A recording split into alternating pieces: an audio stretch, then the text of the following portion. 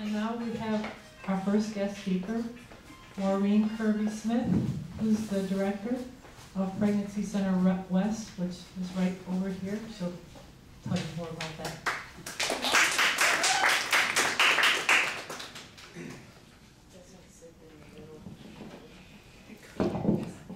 Hi, I want to thank everybody for having me here. I want to thank Joanna for inviting me and for all of her hard work in organizing the whole 40 Days for Life. Can you turn the mic so we can hear? Oh, I'm sorry. That's great, thanks.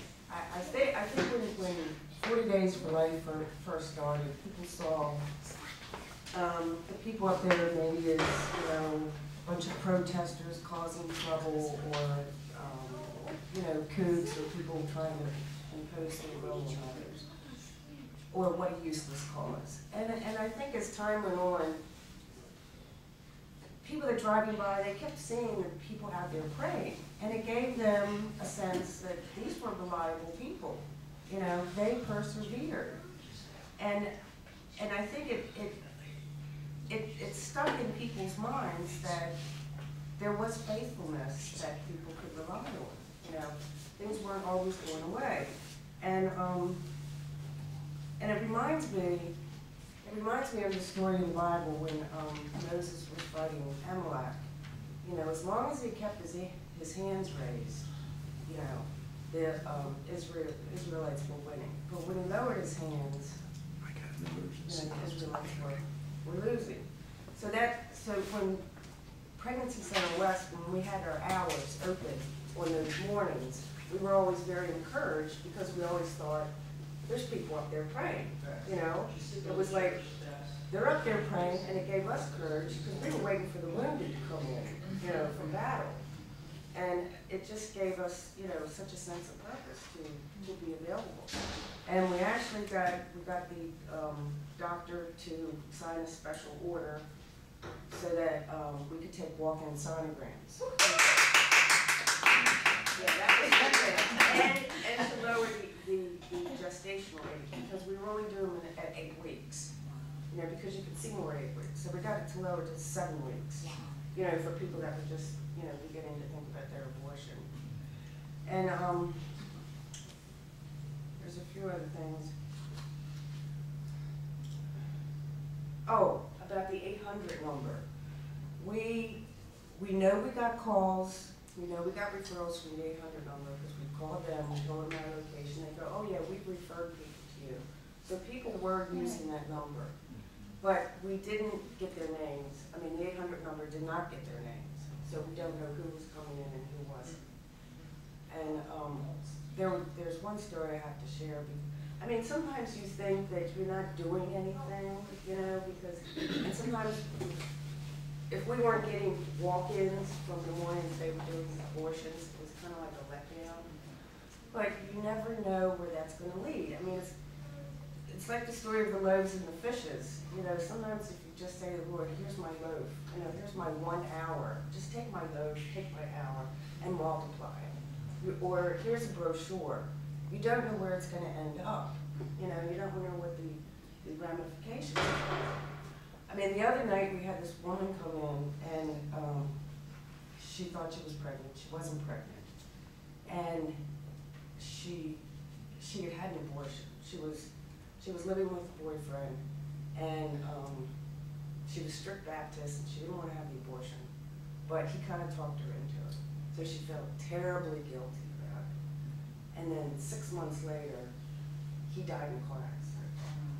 So she was just really troubled.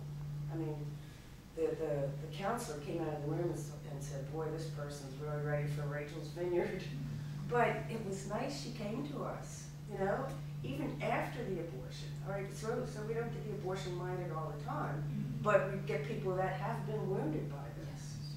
And the counselor had to explain to her that what you're feeling is not unusual.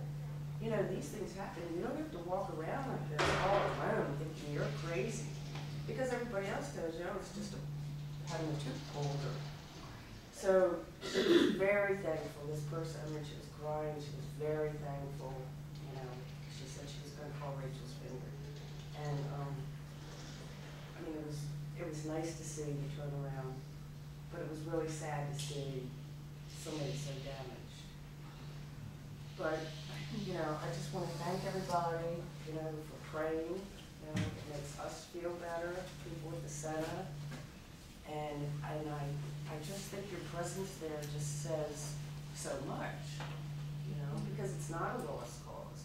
I mean, when people drive by, and you know, the same people go to work every day, and they drive by and they'll see the prayers. I mean, I'm encouraged when I drive by and it's raining, there's one person standing there. You know, it just makes me feel so good. And then I think of all the secular people that aren't religious, that drive by and see this, and it's not a protest, you know, that nobody's causing trouble.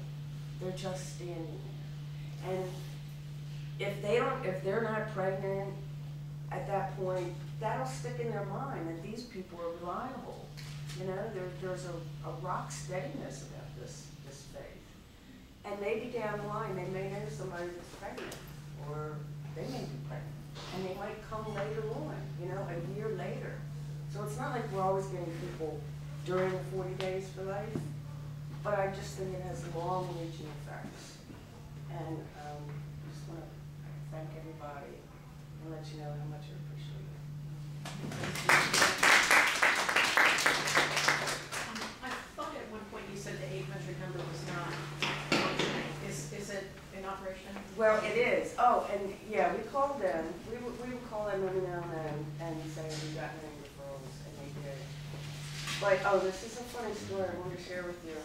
Right before the 40 days was life was starting, you know, we were at the pregnancy center thinking about, you know, we really got to open up, you know, these hours. We got to open up earlier, have, you know, sonograms available.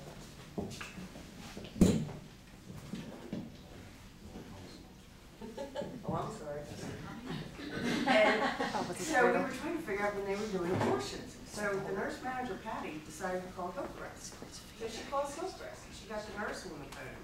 And she goes, "Hi, I'm from the pregnancy center. I just want to let you know that, you know, 40 days for life is starting, and, you know, we were just wondering when you did abortions." And the lady told her. And we do them on, like, you know, Tuesday, Thursday, yeah. "And what are your hours? When do you do the abortions?" And the lady told her. And she says, "Well, what are you all going to do?" And she said, "Well, it's a bunch of people, you know, from St. Agnes, the Catholics that are going to pray. They're going to be up there praying." And the woman says, "Well, I'm Catholic." Whoa.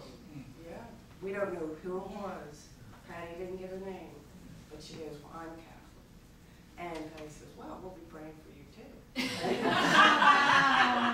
Which is true. Yeah.